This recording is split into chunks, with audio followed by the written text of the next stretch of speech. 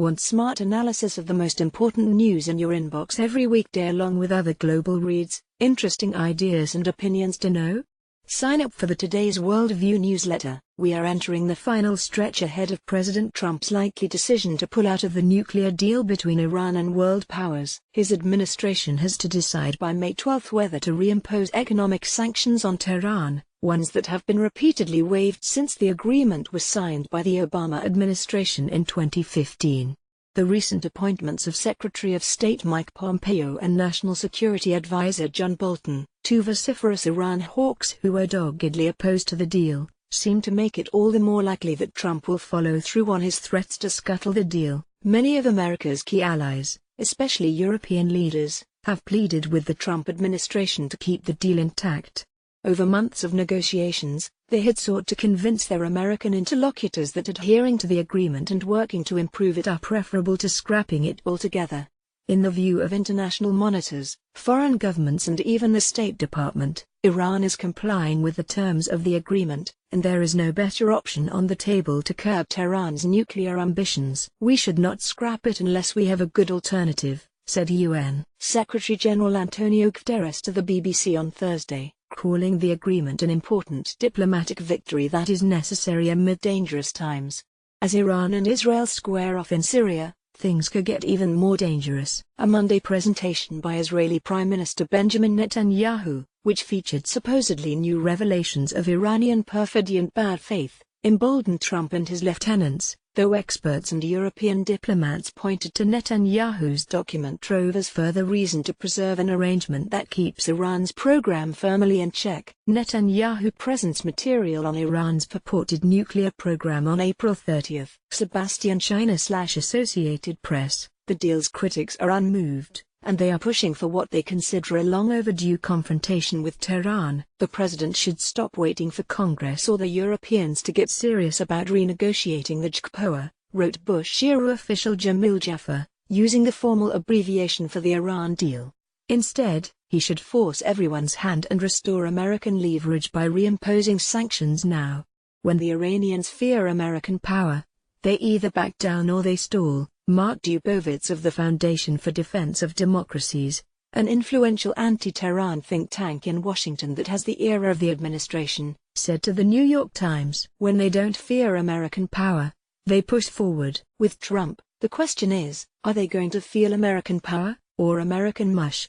But while the deal's most vocal opponents see it as a feckless pact with the great malign power of the Middle East, other analysts point to the complexity of the situation within Iran itself.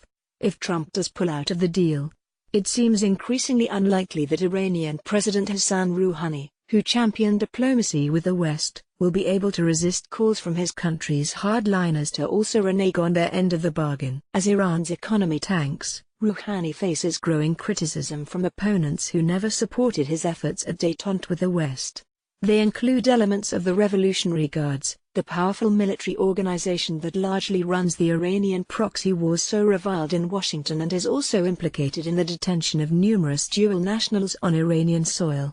Hardline social media accounts depict reformists and moderates who continue to push for more negotiations and engagement with the West as weak, incapable, gullible, and corrupt, wrote Georgetown University's Ariane Tobitabai in a lengthy survey of Iran's internal political conversation.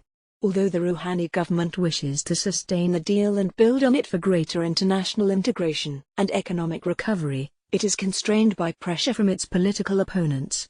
An unraveling of the nuclear deal would really render President Rouhani a lame duck, and strengthen the Revolutionary Guard, who I would argue have already been strengthened the last 2 years, noted Karim Sajidpour of the Carnegie Endowment for International Peace. Iranian voters in Tehran show ballots cast for Rouhani during Iran's 2017 presidential election.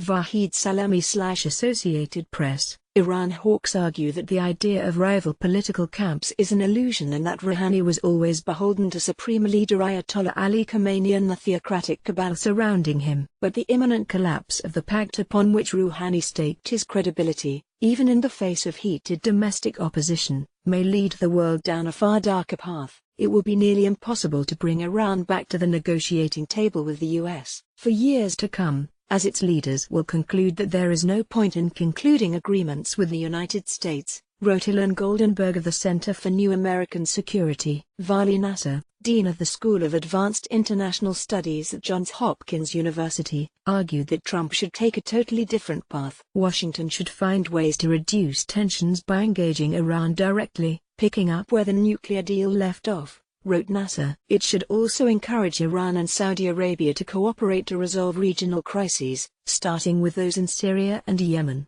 But that looks unlikely now. We will be left with a world where Iran inches towards a nuclear weapon, does not face sufficient pressure, and has no interest in negotiations, wrote Goldenberg. That means in a few years, the US will be left with a stark choice: military action or living with a nuclear-armed Iran. It's a similar scenario that confronted the Obama administration before it embarked on the turgid rounds of talks that led to the current deal. Iran watchers can be forgiven for feeling a sense of déjà vu.